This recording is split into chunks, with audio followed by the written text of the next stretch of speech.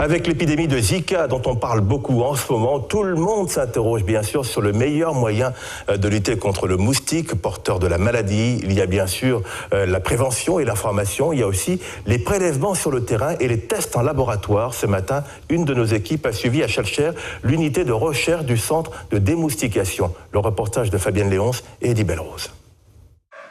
Cette équipe est à la recherche de gîtes larvaires, non pour les détruire, mais pour les prélever et les amener en laboratoire. Une recherche facilitée par le nombre de gîtes à ciel ouvert. Ici, c'est une embarcation qui semble à l'abandon.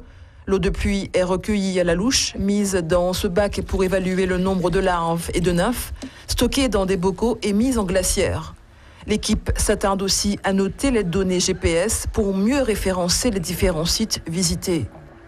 Et au passage, en allant chez l'habitant, elle fait de la prévention.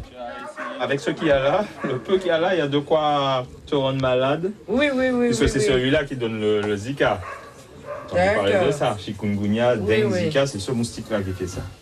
Ils enchaînent les prélèvements et sont à la recherche de deux espèces, l'Aedes aegypti et le Culex quinquefasciatus. Les larves sont visibles et en très grand nombre parfois. Ces deux espèces d'intérêt, Aedes aegypti pour la transmission de dengue, de chikungunya, de Zika et Culex quinquefasciatus pour des questions de nuisance.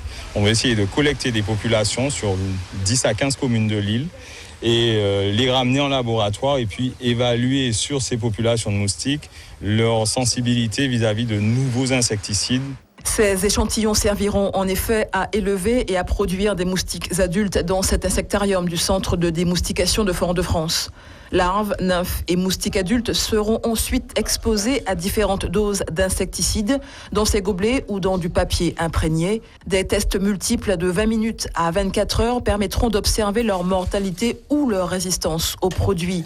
Car il s'agit de trouver une alternative à l'insecticide actuel utilisé par l'ARS, devenu inefficace au fil des ans. L'idée de ce projet, c'est de tester des molécules qui ont été identifiées comme étant avec un potentiel intéressant en termes de pouvoir insecticide et de voir comment est-ce qu'elles se comportent vis-à-vis de nos moustiques locaux.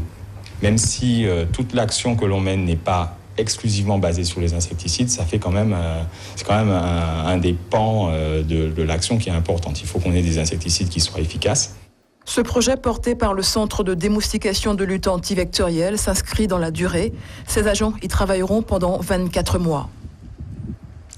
Le Zika qui fait peur également en Colombie. Le pays prévoit pour cette année près de 700 000 cas, avec une crainte surtout pour les femmes enceintes. Une crainte que l'on retrouve également au Brésil et plus généralement en Amérique latine et dans tous les pays de la Caraïbe, au point qu'il est conseillé aux femmes d'éviter toute grossesse pour écarter tout risque de malformation chez leur bébé. Caroline Popovic.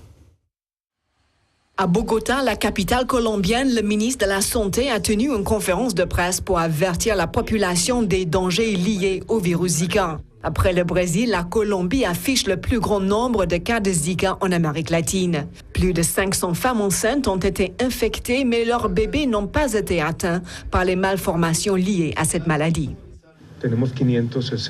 Il y a 560 femmes enceintes parmi les 13 500 cas confirmés. Et nous attendons une prolifération similaire à celle que nous avions eue avec le chikungunya l'année dernière. Il peut y avoir entre 600 000 et 700 000 cas selon nos prévisions.